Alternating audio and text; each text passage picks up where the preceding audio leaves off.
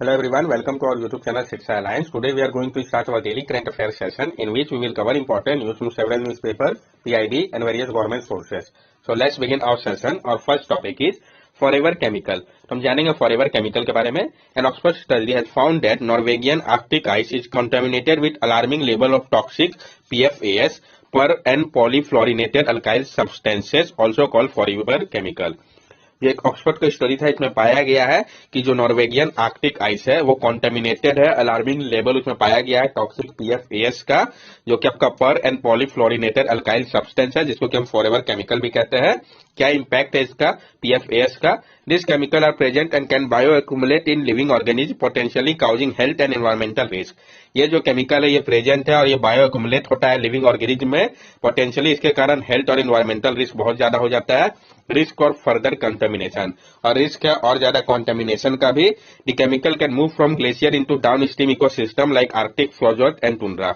और ये जो केमिकल है ये मूव कर सकता है ग्लेशियर से डाउन स्ट्रीम इकोसिस्टम की ओर, आर्कटिक फ्लोजोट और टुंड्रा की ओर.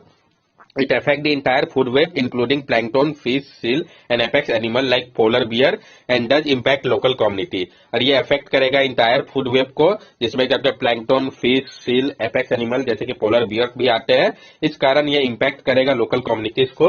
What is PFS? ये पीएफएस है क्या? PFAS are a class of about 12,000 chemical often used to make thousands of consumer product, resist water, stain and heat. PFAS जो है ये क्लास है आपका अबाउट 12,000 केमिकल का, जिसका ऑफन उपयोग किया जाता है थाउजेंड्स ऑफ कंज्यूमर प्रोडक्ट बनाने के लिए, जो कि रेजिस्ट करते हैं वाटर, स्टेन और हीट को. They are called forever chemical because they do not naturally break down and they are link to cancer, liver disease, kidney stress, fatal complication and other serious health problem. और इनको forever chemical इसलिए कहा जाता है क्योंकि इसको आसानी से ब्रेक डाउन नहीं किया जा सकता नेचुरली. ये लिंक्ड है cancer, liver disease, kidney stress, foetal complication और अदर सीरियस हेल्थ प्रॉब्लम के लिए इनका उपयोग की अगर हम बात करें कहां पे फॉरएवर केमिकल का उपयोग होता है या पीएफएस का, तो they are use in cosmetic, hair conditioner, foundation cream, sunscreen etcetera, electronic, smartphone, textile, water proofing clothing, utensil, non stick pan etcetera. और इनका उपयोग जो है हमारे डे टू डे लाइफ में हर जगह हो रहा है, जैसे कि कॉस्मेटिक में, hair conditioner, foundation cream, sunscreen में, इलेक्ट्रॉनिक यानी स्मार्टफोन में भी, टेक्सटाइल की अगर हम बात करें तो जो वाटर प्रूफ क्लॉथिंग होता है, यूटेंसिल, नॉन स्टिक पेन हो गया, इन सब में इसका उपयोग हो रहा है. तो आप समझ सकते हैं इसका कितना हार्मफुल इंपैक्ट पड़ सकता है हम सबके ऊपर. नेक्स्ट टॉपिक है हमारा ब्लैक बैग. हम जानेंगे ब्लैक बैग के बारे में, पहले भी कंसिडर कर रखा है इस टॉपिक को. The black bag population has increased threefold in Odisha Ganjam district with no cases of poaching for several years. तो ब्लैक बैग का पॉपुलेशन है उसमें 3 गुना बढ़त देखा गया है ओडिशा के गंजम डिस्ट्रिक्ट में, क्योंकि कोई भी जो केस था पोचिंग का सेवरल ईयर से नहीं हुआ है. Their number increase from around 2,000 in 2011 to over 7,000 in 2022. इनका जो नंबर है वो बढ़ गया है. 2,000 था 2011 के समय पे, बढ़ के ये अब 7,000 हो गया 2022 पे. Measure behind the success of conservation, क्या मेजर्स लिया गया है जिसके कारण ये सक्सेस हो पाया है? Improvement of habitat. तो सबसे पहले तो इंप्रूव किया गया है उनके हैबिटेट को. Salt lick and water holes have been created and a watch tower and a rescue cum treatment centre have been established. Salt lick और वाटर होल्स को बनाया गया है, एक वॉच टावर तैयार किया गया, रेस्क्यू कम ट्रीटेड सेंटर को भी बनाया गया है. Protection by the local people and forest staff, इसमें कंट्रीब्यूशन है लोकल पीपल और फॉरेस्ट स्टाफ का भी उनके प्रोटेक्शन के लिए. Like the Bishnoi tribe western Rajasthan and the वाला Rajput Swaraj, the people of Ganjam district in Odisha protect the blackbuck as is sighting are consider as an indicator of good luck. जैसे कि Bishnoi tribe है वेस्टर्न राजस्थान के, बला राजपूत है सौराष्ट्र के, जो पीपल है गंजम डिस्ट्रिक्ट के ओडिशा के, वो प्रोटेक्ट कर रहे हैं ब्लैक बैग को, क्योंकि उनका मानना है देखना ब्लैक बैग को ये एक इंडिकेटर है गुड लक का. It is a common belief that the more the animal eat the higher the agriculture yield. और ये कॉमन बिलीफ है कि जितना ज्यादा एनिमल ईट करेगा उतना ज्यादा एग्रीकल्चर ईल्ड बढ़ेगा. Speed breaker and road humps have been installed in vulnerable area to prevent accident. और स्पीड ब्रेक और रोड हम्स को बनाया गया है वल्नरेबल एरिया पे जहां पे एक्सीडेंट ज्यादा होता था ब्लैक बैग का, ताकि रोका जा सके इसको. ब्लैक बग के बारे में हम जान ले. Blackbuck antelope cervicapra is a native to India and Nepal. जो ब्लैक बग है जिसको हम एंटीलोप कैरविका के नाम से भी जानते हैं, ये नेटिव है इंडिया और नेपाल के लिए. किस रीजन पे ये पाए जाते हैं तो ये इंपॉर्टेंट है. राजस्थान, गुजरात, मध्य प्रदेश, तमिलनाडु और ओडिशा. कौन कौन सा? राजस्थान, गुजरात, मध्य प्रदेश, तमिलनाडु और ओडिशा.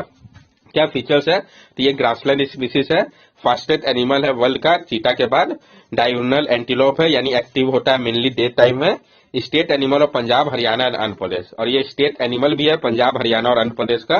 कल्चर इंपॉर्टेंस की अगर हम बात करें, it is a symbol of purity and good luck in Hinduism and Buddhism. और ये एक सिंबल है प्योरिटी का, गुड लक का, हिंदुइज्म और बुद्धिज्म के लिए। वाइल्ड लाइफ प्रोटेक्शन एक्ट 1972 में शेड्यूल 1 में इसको रखा गया है। IUCN में नियर थ्रेटन कैटेगरी पे आता है। तो किस कैटेगरी में IUCN रेड लिस्ट में आता है, ये इंपॉर्टेंट हो जाता है। तो नियर थ्रेटन में साइट के अपेंडिक्स 3 पे है।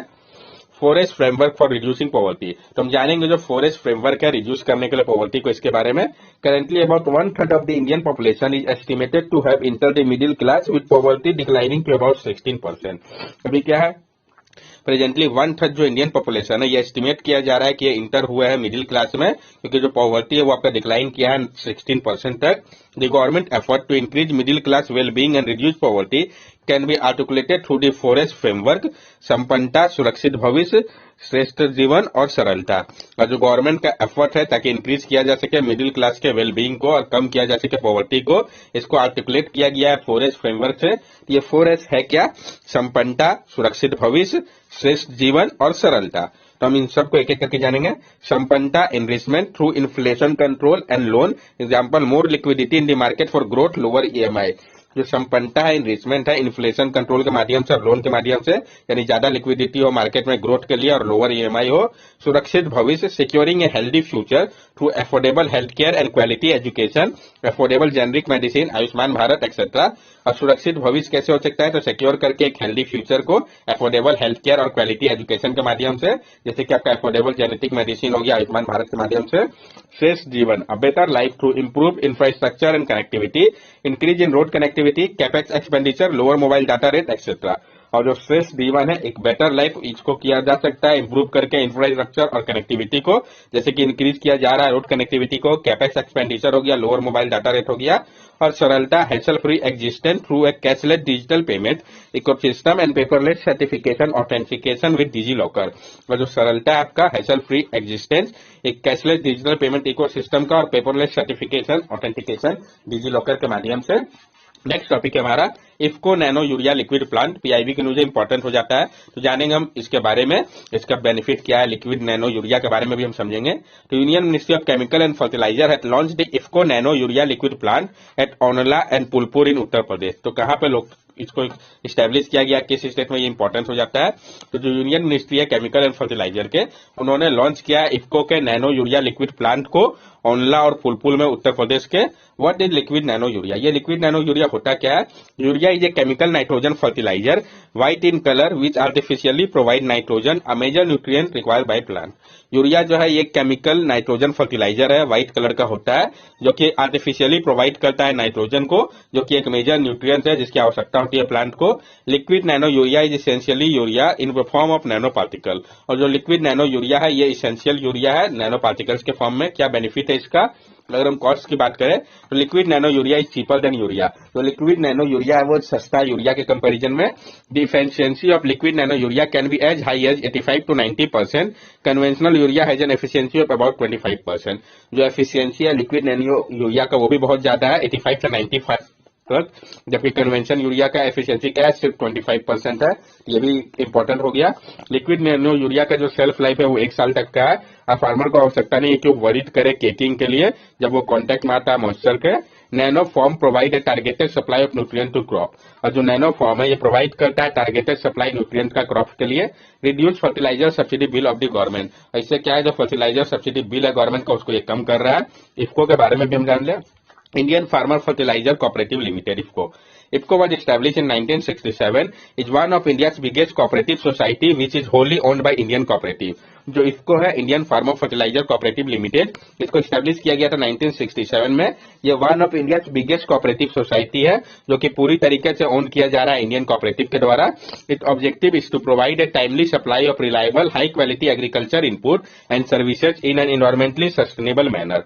और इसका ऑब्जेक्टिव है कि प्रोवाइड किया जाए एक timely supply, reliable high quality agriculture input और सर्विसेज का इन्वायरमेंटली सस्टेनेबल मैनर पे। नेक्स्ट टॉपिक है हमारा Dhara, driving holistic action for urban river. ये भी पीआईबी की न्यूज है, इंपॉर्टेंट है, जानेंगे इसके बारे में हम डिटेल्स में। Dhara the annual meeting of the members of the river city alliance is being organised by national mission for clean Ganga in association with national institute of urban affair.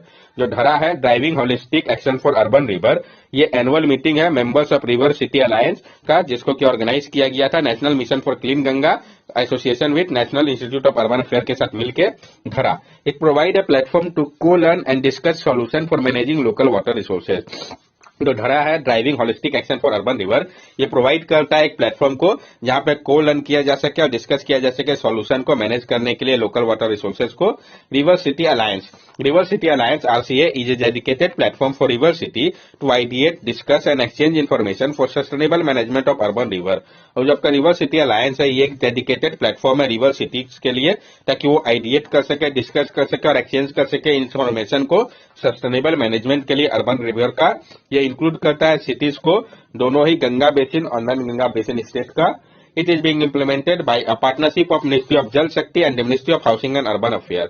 और इसको इम्प्लीमेंट किया जा रहा है पार्टनरशिप करके मिनिस्ट्री ऑफ जल शक्ति और ministry of housing and urban affairs के द्वारा।